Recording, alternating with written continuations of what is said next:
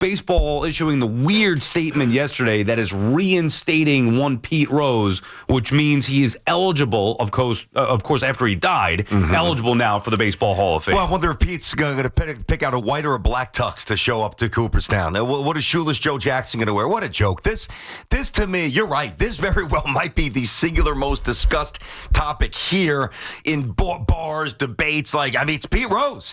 To me, this is the most predictable outcome that we could all see a mile coming away because Rob Manfred has no backbone. And this is the easy way out. No blood on his hands. Wait till they die. It is weak. Now, it's utterly predictable, but I'm not surprised. But I'm also going to say this, right? So I get it. I know what Pete Rose did, and I've gone back and forth on this for a lot of reasons, and we'll get into the show. I can tell you why. I don't want to just speak forever here. But I do think, to me, that I don't feel badly for Pete Rose. I just don't. I mean, I know that, and I'm not trying to disparage somebody who's no longer with us. That's not my point. But hey, guys, let's look in. If we're Pete Rose and we're going to look in the mirror, you see a lot of things that are very, very bad staring back at you. And I'm not just talking about betting on baseball and committing the cardinal sin of baseball. I mean, Pete Rose was a very shady character. So, far be it from me to not have tears streaming down my face for somebody who, quite frankly, I don't believe deserves them. My issue is twofold here. And we've had this conversation. Remember when was it HBO that aired that special not too long ago? Yes. I feel like we had that conversation. We watched it. And I learned a lot of things about Pete Rose that I didn't know. Obviously, he's the hit king. I knew him as a manager. I knew him as a great all-time player, Reds, Phillies, all that stuff. But you learn a lot of things, and you also get some insight into Pete Rose as a human being, which was not a good look. No. He never took accountability ever. He blamed everybody else. Even after some of the horrific stuff, forget about betting on baseball, the statutory rape stuff, and his treatment, the way he treated women, just disrespectful, complete, I don't think a good guy. Okay, so there's twofold to it. You could feel that way. You could have the right to vote him in, vote him out. It should be in the Hall of Fame, whatever. My biggest issue here is, and it's not that I feel bad for him because I don't, but for his whole life, the one thing that he wanted the most was to be eligible for the Hall of Fame, to have people be able to vote on him being in the Hall of Fame. And the one thing that he didn't want was to be eligible for the Hall of Fame or get in the Hall of Fame after he died. And it's I feel like there's eternal, he's not a good guy, did some horrific things, but I feel like there's eternal punishment with this result. I'd almost rather it be the other way and just, hey, he didn't get in, he died that way, that's that. And you'll never get in. And now it's even in death, Pete Rose is going to be, crushed here to get something that he doesn't even want, whether he's going to be in or not, and we'll find out in 2027.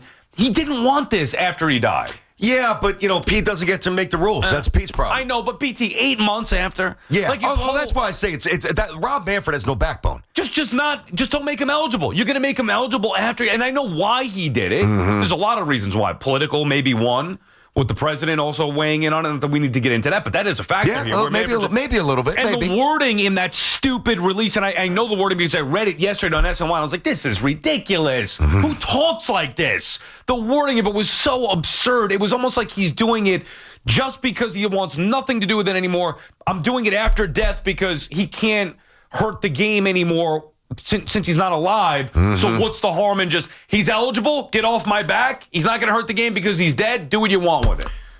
Listen, I think if we were to play the character police, right, these Hall of Fames would be not completely vacant, but there'd be a lot more room. I mean, starting, and we all have heard the allegations that, Ty Cobb was a racist. And how many people do we honor and glorify that beat their wives that we don't know, that committed rape that we don't know, that did drugs that we do know or don't know, that did so many things that are just counter to what we want to, prop up and illuminate in sports and in society. So in that regard, to sit here and I stand by what I said, I don't think Pete Rose was a good guy at all. I think Pete Rose was a very shady, very dark person with some demons. Right. All right. And I think enough people have backed that up and have documented that. And by the way, I've had experiences with Pete, and I'll get to that later. Yeah. But it's not like I'm just saying, sitting here from my pulpit. I've actually been around Pete Rose many times, not many, several times, intimate interaction. So I think I have a pretty good feel for who he is as a person. this whole thing is busted. There is no right or wrong. I understand, and for a long time, I'm like, dude, nobody's got more hits. Put him in. And then I was educated by Bob Feller. Bob Feller was the one who actually handed me the Dowd report. In 1999, when I was just starting my radio career. Yeah, I remember you saying this? Yes. He said, educate yourself, son. You have no idea what's going on. I said, wow, okay. Let me do that. Because I'm leaning on the baseball accomplishments. Let me do a little bit more. And I didn't read I'm not a lawyer, so I'm not about to pour through this, but I read real chunks and more than just excerpts of the Dowd report. I'm like, wow. I stand corrected. And then I saw what happened. Remember when what's the reporter's name? Jim Gray. Yeah. For the All Century team. I'm like, man, that was a little aggressive there. So I have vacillated. I've gone back and forth. I admit that. But at the end of the day, Pete Rose made his bed. I think Pete Rose was doing a lot of shady stuff for a long time. That's tough. It is what it is. Yeah, and look, we'll find out whether he gets it or not. We could have this conversation in a couple of years. It's just weird to me. When I found that news yesterday, I was like, what? Out of nowhere. Out of nowhere. Pete Rose, all of a sudden, all these years, begging and pleading to get back into baseball, being reinstated into baseball. 8 months after the guy dies, Manfred, the weak commissioner, there's other words that I want to use, involving Zach. I'm not going to go. I just don't want to be disrespectful. No, there's no need to be. Come on, dude. It's such a pathetic look for baseball and a weak stance and statement. Now you do it 8 months after the guy dies, as opposed to if you really wanted to do that, do it, or just stand strong, even life after death. And then he throws in shoeless Joe Jackson and the 1919 White Sox, or whatever. Black Sox. Black Sox. What year was it? That was 1918 or 1990. One of those 2 years, 8 Men Out, I saw it. Great movie. Like shoeless Joe Jackson. I mean, come on. Sweet uniforms back then, those flannels. Yeah, I mean, we're talking about over 100 years ago. Yeah, but why did Joe have to wait all this time?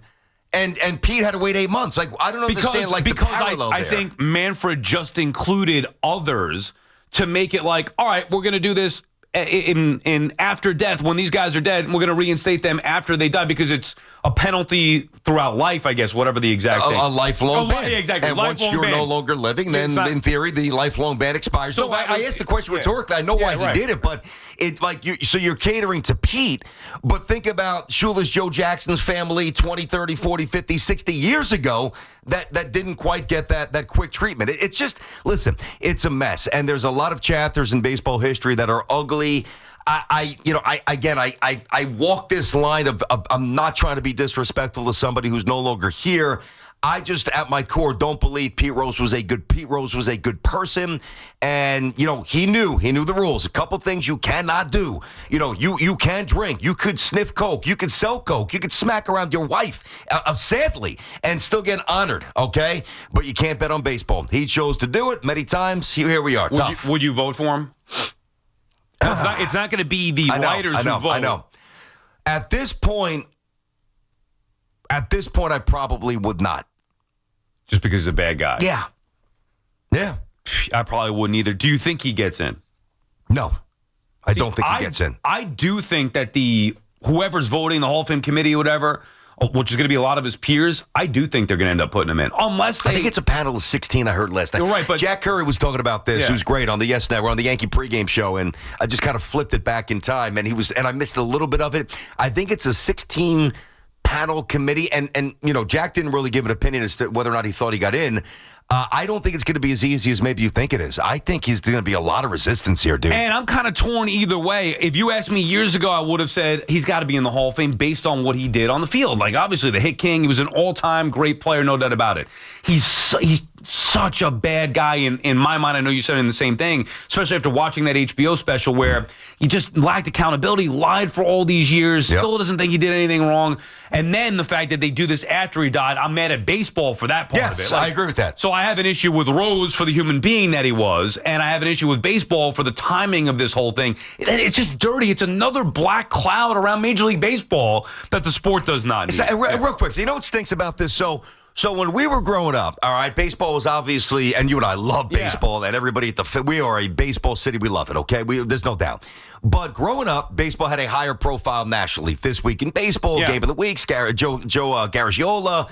I mean, we should make Vince Scully. The World Series seemed to mean a little bit more back then. The All-Star Game seemed to mean a little bit more back then. And then things shifted, the NFL, whatever. Okay. the globalization of sport. There was a lot of things to change, but I really think that for a long time, people walked around with this badge of honor, like defending Pete, like they were willing to carry this cross for a lot of reasons. And quite frankly, some of the reasons that I used to subscribe to. I have no idea what the calls are going to be. We'll get to them here.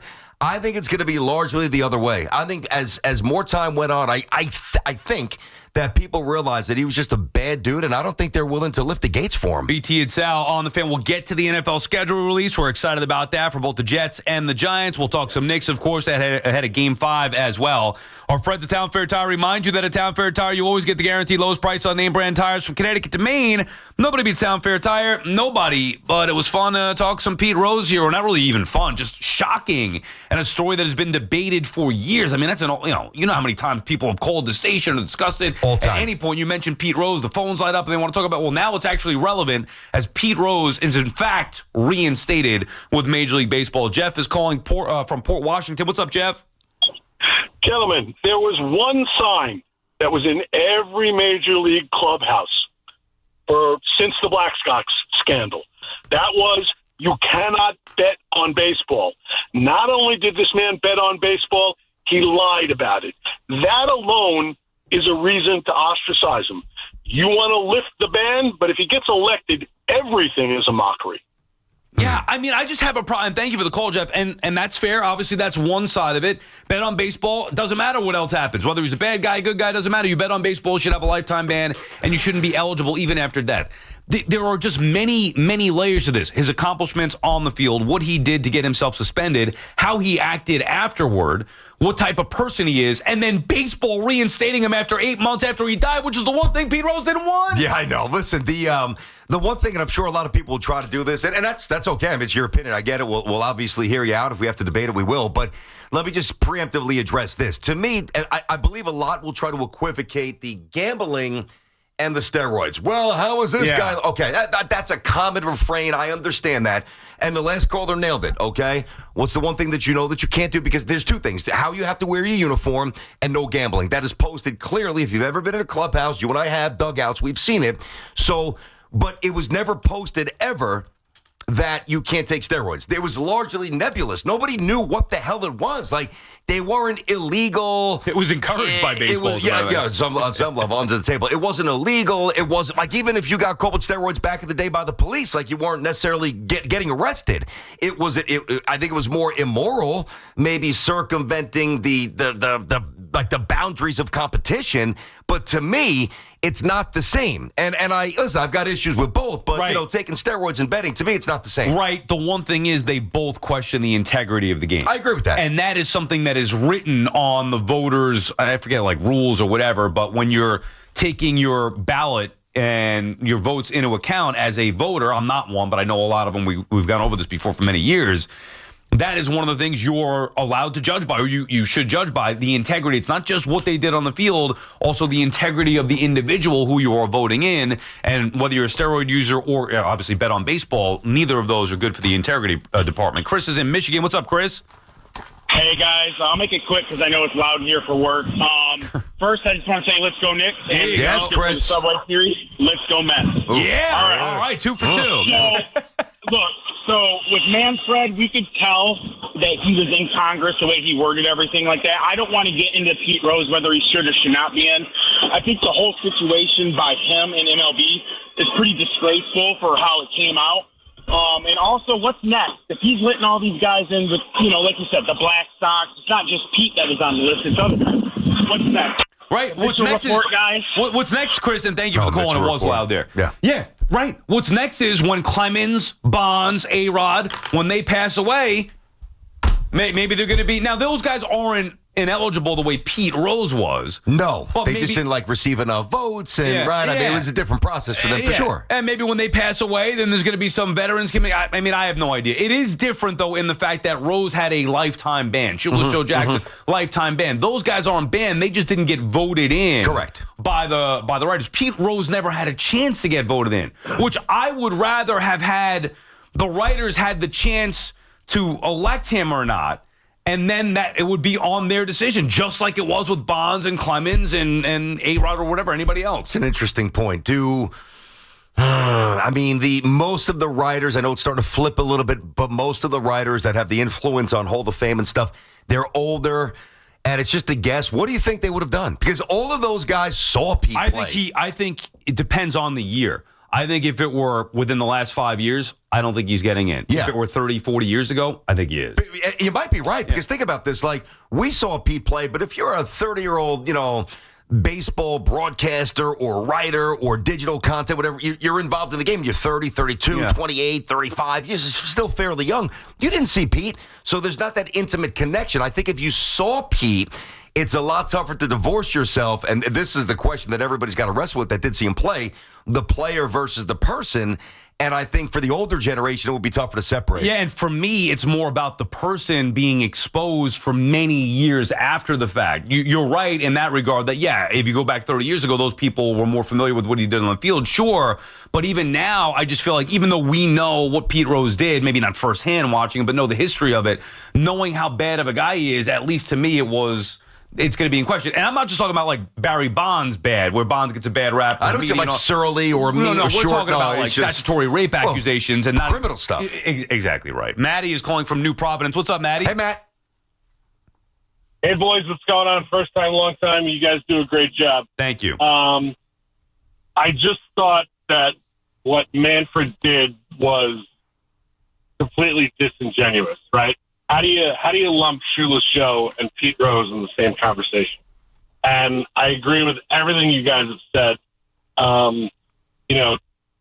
Shoeless Joe and Pete are two completely different projects. I'm worried that he's going to clean up the steroid guys. If the writers are confident that there should be, a Mitchell Report wing in Cooperstown, fine. But I just think it's a little expedient, and I think it's moving too fast, and it's not good for baseball. Yeah, second point. Okay. Sal, I probably got 2 years on you, BT. We're about the same age. I remember Rory Scour and Bernard King. Rory. Let's go, Nick. Number 2, yeah. If they get out of this round, I'll see you guys in the Eastern Conference Finals. Have a great one. There you go. We'll do a lot of Knicks later on, no doubt. Can't wait. We'll get into the Knicks and the NFL schedule stuff. We just wanted to start with Pete Rose. And actually, BT, it's more to me about baseball. We've made, not just you and I think a lot of people, we've debated it, which is why it's such a hot button topic for many years. It's actually shocking to read the news and to say Pete Rose has been reinstated. Like, that's something that I never even thought was a reality. Mm-hmm. You know what I mean? I know. It's one of those big, like, lifelong questions and debates that has now become a reality here. So for me, it's more about baseball because I feel like our decision on Pete Rose has been made over the years many different times, whether you would vote for him, whether you think he deserves to be in, whether you think he's a bad person, whether you wouldn't vote for him.